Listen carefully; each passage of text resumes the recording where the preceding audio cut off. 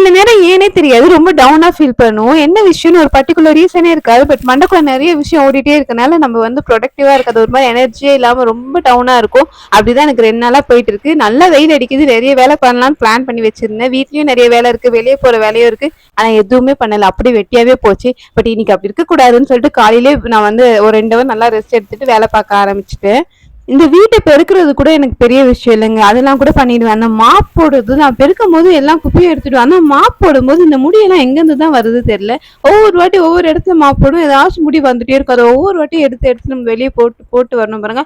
அதுக்கு தான் எனக்கு நிறைய நேரம் டைம் ஆயிடும். அதுவே எனக்கு ஒரு மாதிரி கடுப்பாயிடும். ஏன்னா இது எங்கேருந்து தான் வருது இந்த முடியெல்லாம்னு சொல்லிட்டு. நேத்து கடைக்கு போயிருக்கப்ப இந்த கலர் புக் எல்லாம் வாங்கிட்டு வந்துட்டு, இப்ப ரீசெண்டா என் பையன் இது நிறைய யூஸ் பண்றதுனால நாங்க நிறைய அப்பப்ப வாங்கிட்டே இருப்போம். எல்லாமே காலி ஆயிடும். இந்த கலர் பென்சில் வச்சு கலர் அடிக்கிறாங்களோ இல்லையோ, ஆனா ஷார்ப் பண்ணி வீடு ஃபுல்லா குப்பை போட்டு விட்டுருவாங்க. இந்த மாதிரி குட்டிஸ் கூட உங்க வீட்டுல எல்லாம் இருப்பாங்கன்னு நினைக்கிறேன். சரி, இன்னொரு வீடியோல பார்க்கலாம். பாய்.